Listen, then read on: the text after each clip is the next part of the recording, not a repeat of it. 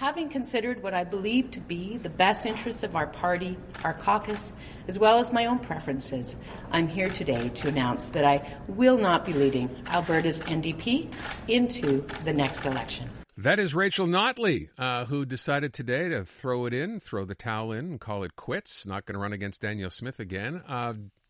So I guess, Tom, we start off with the fact that, from what I'm understanding, this was not a complete surprise. But then again, they had a pretty fierce run against each other. Did you think she would stick around? What's your reaction? She's a really tough politician. I've known Rachel Notley for a whole long time. Her dad, Grant Notley, not a lot of people here in Quebec remember this one, but he was the head of the NDP, and he was killed tragically when he was leader of the opposition in Alberta. He was killed tragically in a plane crash. And she had always said, no, I'm not going to be the person to follow in my father's footsteps and all that. And of course, she went on to become a really good leader of the NDP, become a very good premier, and she's just packing it in. She's just had it. There's so many other opportunities for her. She's a woman of great skill and talent, and I'm sad to see her go because she really was a great contribution on the political front. I do have one very interesting bit of gossip to share with you that I got through my old NDP connections this week, and that is that former Calgary Mayor Naheed Nanshi is putting together a team to take a run at the NDP leadership. Now, that's going to be something to watch. I'll make you a safe prediction that a lot of the old-timers in the NDP will say, well, this guy's not orange enough, and he hasn't been around for enough of the battles, and he doesn't deserve to have it. But if they're actually serious about winning the next election, they should realize that Naheed Nanshi is the type of bridge builder who can actually get them elected. And his progressive values and his credentials are there, although he was obviously not a lifelong member and an NDPer thrice dipped. I think that he is somebody that they should be giving serious consideration to. He knows it's going to be a battle, but there are a lot of people trying to convince him to take a run at it. So this might be the only way to defeat Danielle Smith. I mean, that is the antithesis. He comes from the opposite end of the spectrum entirely. Right, but he can win Calgary. And which is huge. And if Rachel had managed to win Calgary a few more seats, it was very, very close, her fight with Danielle Smith. So if she had managed to pull off more Calgary, she could have won it. So Naheed Nanshi is the only person that I know. I mean, he's a very progressive guy. He's part of that massive Ismaili Muslim diaspora that came to Canada, especially out of Uganda, and after the upheaval there, and that Justin Trudeau's dad, Pierre Trudeau, was very proud to let into Canada. Those are the Muslims who adhere and consider their leader to be, of course, the Aga Khan. So it's a very interesting community. He's part of it. By the way, his French is really good. That would allow him to play a role on a larger stage, because there are not that many provincial premiers outside of Quebec, obviously, who can speak French. Right, and he's got a huge likability factor too, which Absolutely. is something that Danielle Smith. You've clearly met him with. because he really is a likable person. Yeah. So I want to turn to Justin Trudeau in Montreal today, speech for the Montreal Chamber of Commerce, and at one point, and I think this is interesting, obviously timely, Donald Trump wins in a landslide in Iowa last night, and then Donald Trump, or at least Justin Trudeau, was asked about that and says, quote, "It won't be easy under a second Trump presidency," and I'm wondering, just that alone ought to be enough to upset Donald Trump. Oof, if he cares at all. I mean, he's already had serious run-ins with Trudeau. I think that Trudeau will always deserve credit, as will Chrystia Freeland, for renegotiating the NAFTA with Donald Trump, who had decided it was the worst trade deal in the history of the planet Earth. Actually, it was a pretty good trade deal that became a model for many others after it. But you know what? What they got through, for example, they got rid of the investor state provision, which is something that had been asked for a long time. Look, they did a great job on this. So Trudeau got in trouble with Trump every time he tried to talk about Trump behind his back. I mean, you remember when he was in the Charlevoix getting back on Air Force One, and he watches Trudeau on TV in the process of slamming him. And he said, this is the funny thing about Trump. He can be very candid. He said, I can't believe this guy. He was just shaking my hand and saying how close we all were. And then he stands in front of the cameras and starts, taking shots at me. So I think that there's no question that Trudeau does not have a choice place in Donald Trump's heart. But at the same time, I think that, Trump's going to be like every other American president. He's going to be there for the United States. So you saw, I'm guessing, the Angus Reid poll today that asked Canadians what they would think under a Trump presidency. Yeah. Not a lot of support here. Surprising? Not surprising, because everything about Trump is so foreign in every sense, right? I mean, there's no country in the world to which we're closer than the United States. I mean, we have obviously all of the economic and social and historical connections, but we're close to them in terms of identity. We watch the same TV shows, we watch the same football games.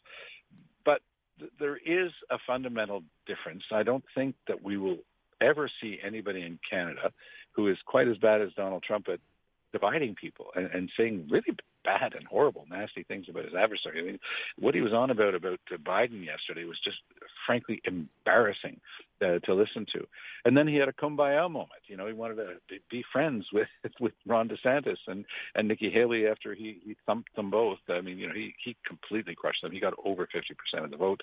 You know, people had been dreaming up scenarios where because of the cold weather, maybe Haley would do great. She finished third. You know, is she going to do well in New Hampshire? Yeah, she's going to finish second, and DeSantis will finish third. Is it going to be over in like a week, 10 days? Yeah, it's already over, but wow. They'll go through the motions. So you don't think she has a chance in New Hampshire or in South Carolina or South Dakota, where that next one is? Well, I think South Carolina used to be the state where she was the governor. So I do think that one's coming up in the next little while. She might actually have a chance there, but there's no race here. You know, let's not kid ourselves. Okay. Huh. Trump is the head of a massive political movement, and he's putting that movement at his service. So let's move then to this. I think it was an Angus Reid survey done for the National Post about Canadians being fearful of Trump being elected again. Are we right to be afraid of that? Well, we're right because he's a very unstable character, and he's a very unpredictable character. He will say one thing one day, and it's exact opposite the next, like he did yesterday. And he doesn't get called on it because he's not the leader of a political party. He's not a normal politician. The normal stuff doesn't apply to him. He's got dozens of criminal cases going on against him right now in the middle of the primary process, and it just runs off like water off a duck's back. He's a tireless worker. The guy's pushing 80. He has energy galore. We know this. This has been established. I mean, he's just a serial philanderer and a pathological liar. Yeah, but other than that, Tom. And the people in his movement love him. Yeah. So my favorite moment, I don't know if you happen to hear this clip. Of course, the issue in Iowa was the terrible weather, right? Freezing cold. Right. They were afraid people wouldn't turn out. Now, I would have thought Donald Trump didn't have to worry about that, but of course, like any other candidate, you want to make sure the people supporting you will come out, right? Let me guess which clip you're going to give. Is it the one where he said, come out and vote, and then you can pass? Yes. Here, take a listen. This is Donald Trump. If you're sick as a dog, you say, darling, I got to pay. Even if you vote and then pass away, it's worth it. That's right. But this works for him. This totally works for him. And by the way, to be fair, that clip ends with everybody in the audience laughing because they realize that for once Trump wasn't serious, that he didn't care if they died. No, I think he was, Tom, is what I'm saying. I don't think it was a joke at all. Actually, he doesn't care if they No, he doesn't. Just as long as you vote for him, then you can die. That's fine. Exactly. As long as he gets what he needs and what he wants. You know, I asked about we talked about this earlier on too. So, you know, this poll, the Angus Reid poll, does this mean, because it seems to be the way this is heading, does this give Justin Trudeau license now to basically attack Pierre Poilievre as if a vote for him is a vote for Donald Trump? No, and that's a really great question, Aaron. No, I think that Trudeau started today backing off on that. That's why the really clever new people that he's got around him beat that out of him, because that would have been his go-to position just a couple of weeks ago, maybe just before Christmas. Today it was difficult the first time. It'll be difficult again. Why? You know, that's not really saying anything. Yeah. Why has he changed that?